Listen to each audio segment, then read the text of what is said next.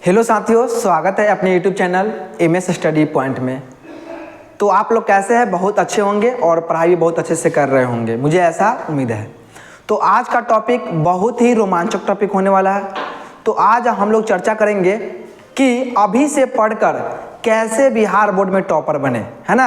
अभी से पढ़कर बिहार बोर्ड में टॉपर कैसे बने, तो चलिए इसी टॉपिक पे हम लोग क्या करते हैं, चर्चा करते हैं। आज का टॉपिक बहुत ही मजेदार टॉपिक होने वाला है।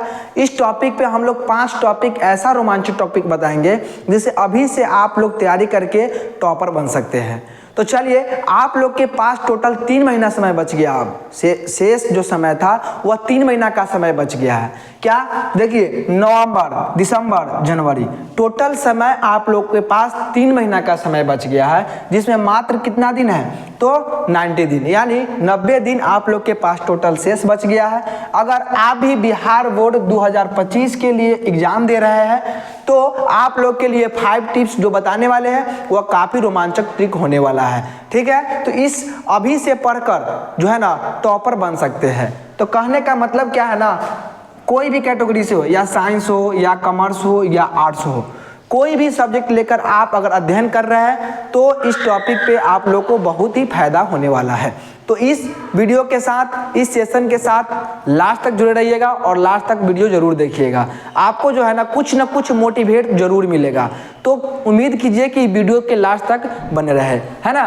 तो सबसे पहला क्या है ना, अपना बाकी सिलेबस को पूरा करें। यानी अभी तक आपने कोई भी सब्जेक्ट नहीं पढ़े हैं। मान लीजिए आपका सिलेबस जो है ना इतना बड़ा है, कितना बड़ा है, इतना बड़ा है। आप इतना सिलेबस खत्म कर लिए, बचा इतना, है ना।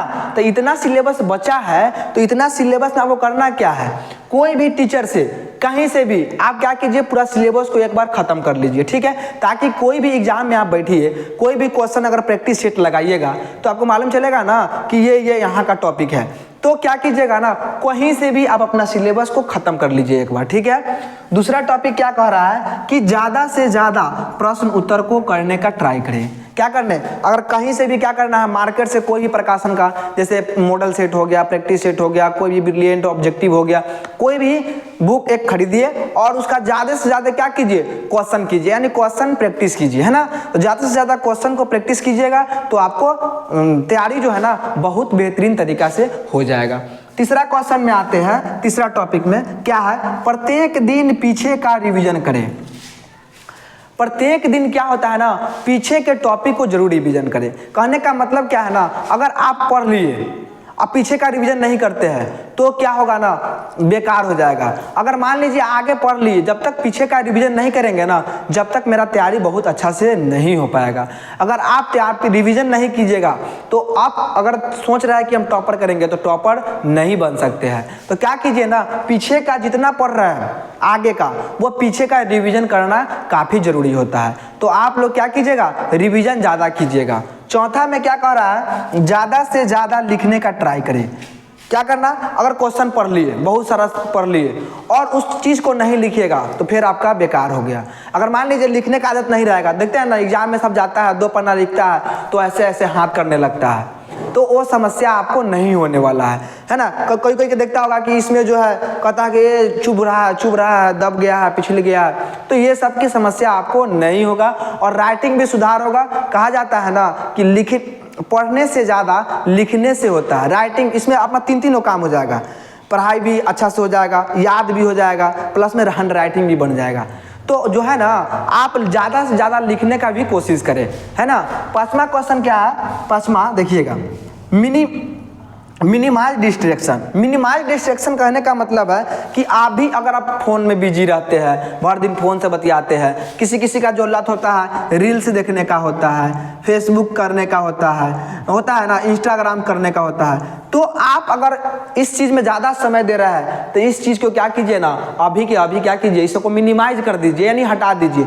मोबाइल में ऐसा रखिए ना, अगर मान लीजिए मोबाइल से दूर रहिए। अगर मान लीजिए हम मोबाइल है यूट्यूब में, तो ऐसे यूट्यूब चैनल को सब्सक्राइब कीजिए कि आपके जो है ना नोटिफिकेशन कोई भी आए तो पढ़ाई से रिलेटेड ही आए। तो 3 महीना में आप भी जो है ना बहुत बेहतर कर सकते हैं। क्या कर सकते हैं, बहुत बेहतर कर सकते हैं। तो ये 5 टिप्स हम जो बताए हैं वह काफ़ी रोमांचक टिप्स बताया है। इस टिप्स को अपनाकर आप भी क्या कर सकते हैं, टॉपर बन सकते हैं।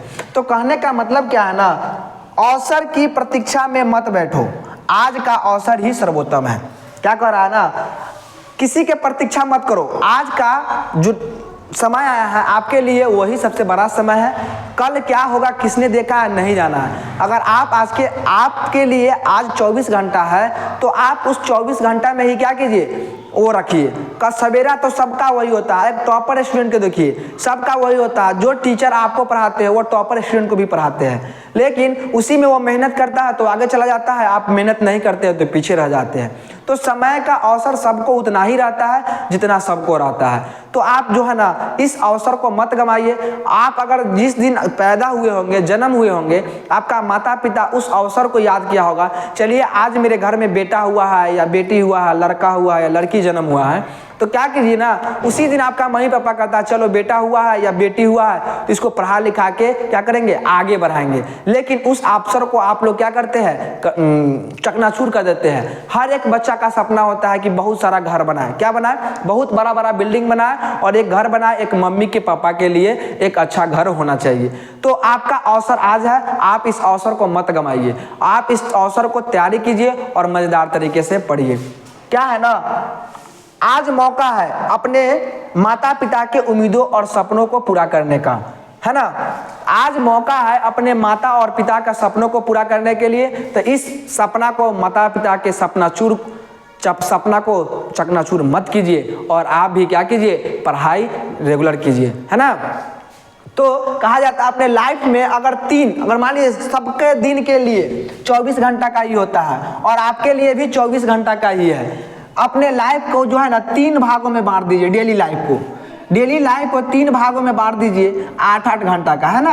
8-8 घंटा के अपने डेली लाइफ को बांट दीजिए। कहने का मतलब है कि 8 घंटा पढ़ने में डालिए, 8 घंटा सोने में और 8 घंटा अपना जो काम है वो करने में, है ना। तो इस वीडियो, उम्मीद करते हैं कि इस वीडियो बहुत अच्छा लगा होगा और मज़ा भी आ रहा होगा। तो इस टिप्स को आप भी अपनाइए और क्या कीजिए, इस पर फोकस कीजिए, है ना। तो मैं क्या करूँगा, इस 5 टिप्स जो बताया है, इस 5 टिप्स पर क्या कीजिए, करने की कोशिश कीजिए। जय हिंद, जय भारत।